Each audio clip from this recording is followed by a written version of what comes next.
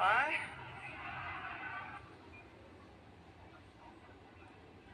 क्षेत्रफल के दृष्टिकोण से सबसे बड़ा जिला है पश्चिमी चंपारण। पश्चिमी चंपारण। और सबसे छोटा कौन है जानते हैं? शिवहर। कौन है?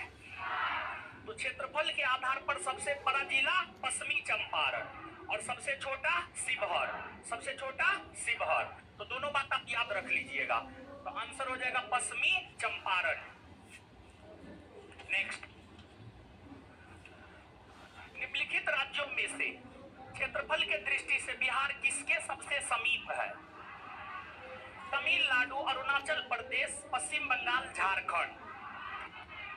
पश्चिम बंगाल के सबसे समीप है। देखिए, क्योंकि तमिलनाडु का क्षेत्रफल है 1,30,000 वर्ग किलोमीटर के आसपास। अरुणाचल प्रदेश का है 83,000 वर्ग किलोमीटर के आसपास।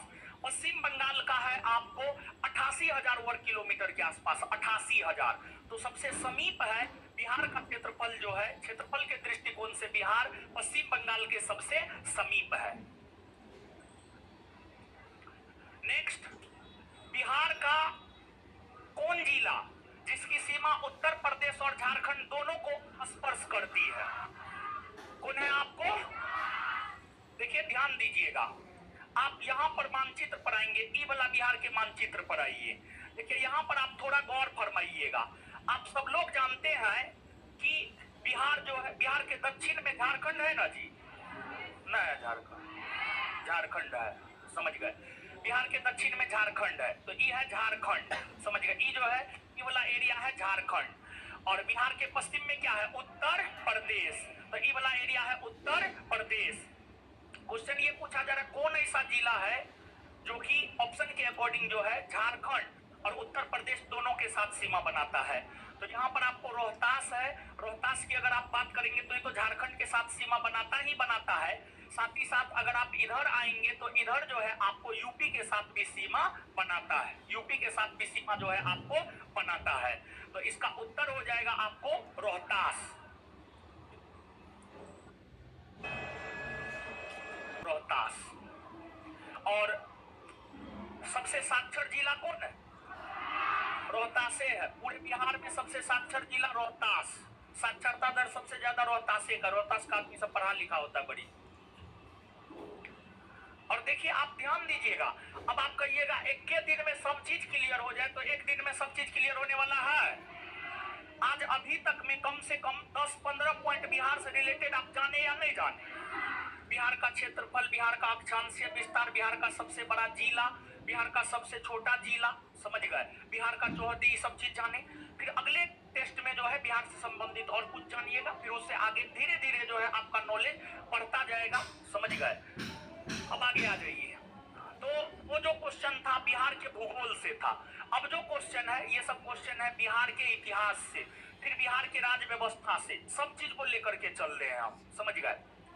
1857 के विद्रोह के समय कुंवर सिंह का उम्र क्या था?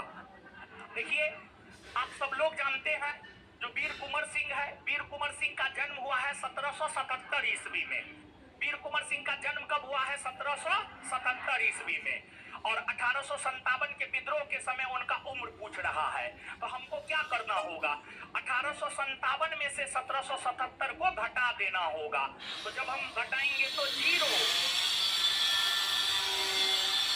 5 में से 7 जाएगा, यानी 15 में से 7 जाएगा कितना? 8 ना। तो कुंवर सिंह जब 1857 के विद्रोह में भाग ले रहे थे तो उनका उम्र क्या था? 80 बरस ना जी। तो अगर मान लिया जाए इसी ऑप्शन के अकॉर्डिंग हमको टिक करना है, तो 75 को टिक करेंगे। किसको टिक करेंगे? लेकिन 75 को टिक नहीं करेंगे।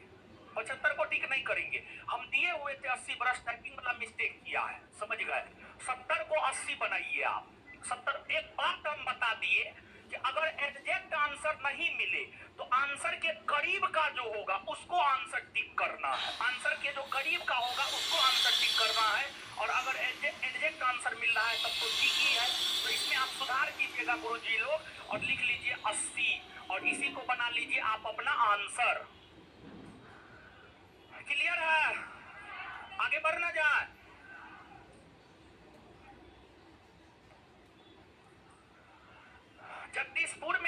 1857 में किसके नेतृत्व में समानांतर सरकार की स्थापना की गई?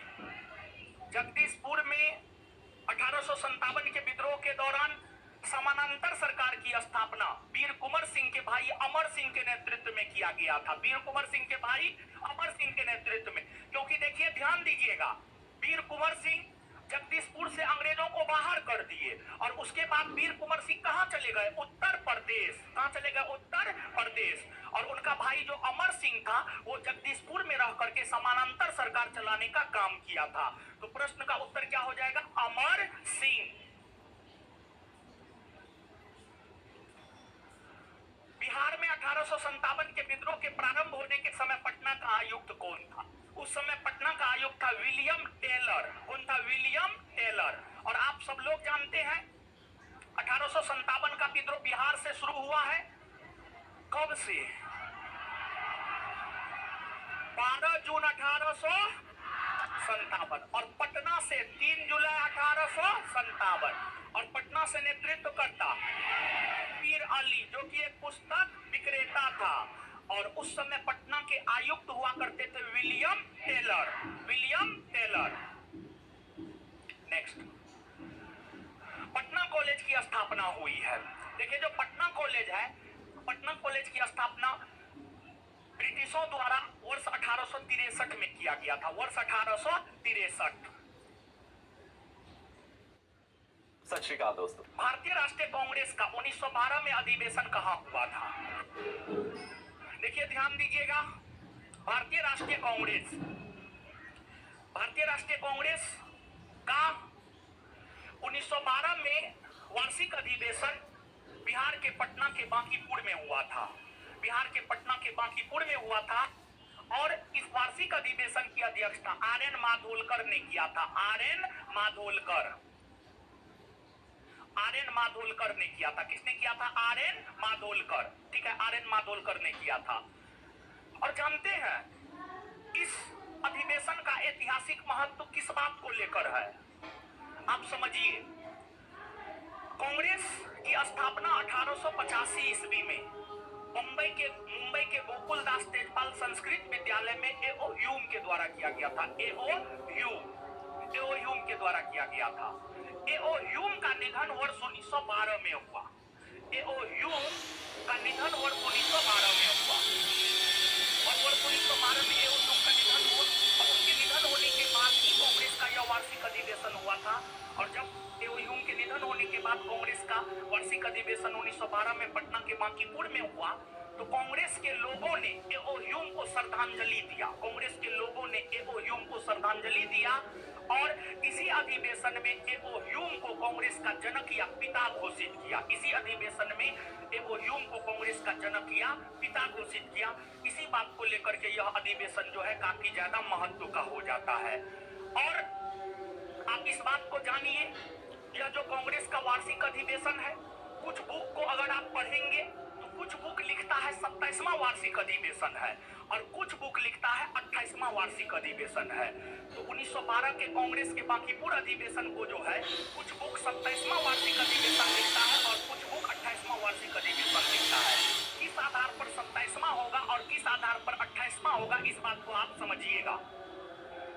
देखिए, कुछ इतिहासकार का मानना है 1907 में कांग्रेस का जो वार्षिक अधिवेशन सूरत में हुआ, जिसमें कांग्रेस दो भागों में बट गया, जिसे सूरत फूट कहा जाता है। कुछ इतिहासकार यह कहते हैं कि यह अधिवेशन नहीं हुआ था, यह अधिवेशन सफल नहीं हुआ था, यह अधिवेशन हुआ ही नहीं था। तो कुछ इतिहासकार जिनका मानना है कि सूरत में 1907 ईस्वी में कांग्रेस का वार्षिक अधिवेशन हुआ ही नहीं, तो 1907 के सूरत के वार्षिक अधिवेशन को कंसीडर नहीं करता है। और जब कंसीडर नहीं करेगा तब 27वां हो जाएगा। और अगर 1907 के सूरत के वार्षिक अधिवेशन को कंसीडर करेगा तब आपको 28वां हो जाएगा। तब आपको क्या हो जाएगा? 28वां। क्या हो जाएगा? 28वां। कुछ दिमाग में गया? और ऐसे यह प्रश्न पूछा है किसी परीक्षा में, आपके बिहार एसआई परीक्षा में भी पूछा है और ऑप्शन के अकॉर्डिंग 28वां को टिक करना था। क्या टिक करना था? 28वां। तो किस सिचुएशन में 27वां और किस सिचुएशन में 28वां हमने आपको क्लियर कर दिया है, समझ गए। अब जब प्रश्न आएगा ऑप्शन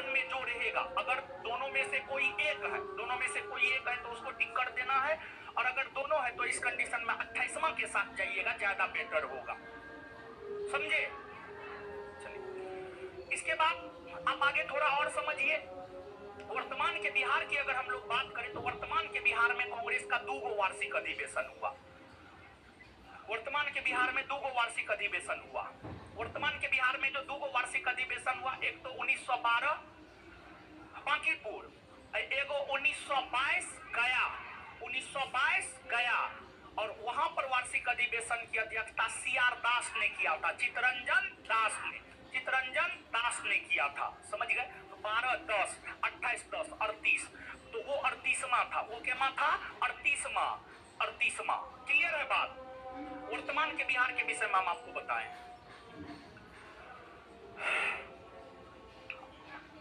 अब आगे बिहार में होम रूल लीग आंदोलन के संस्थापक थे। देखिए ध्यान दीजिएगा, आप सब लोग इस बात से अवगत हैं, नहीं तो आप अवगत होंगे इतिहास पढ़ते हुए।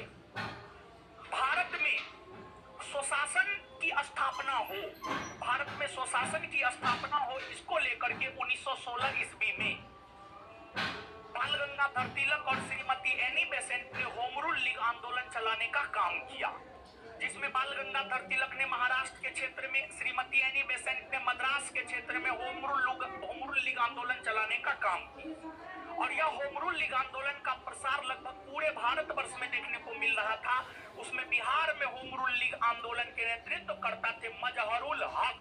कौन थे? मजहरुल हक। बिहार के इतिहास से संबंधित प्रश्न हुआ, और बिहार के इतिहास में भी स्वतंत्र आंदोलन से ही प्रश्न आए, समझिए। और प्राचीन बिहार के चीजों से भी अवगत करवाएंगे। मध्यकालीन बिहार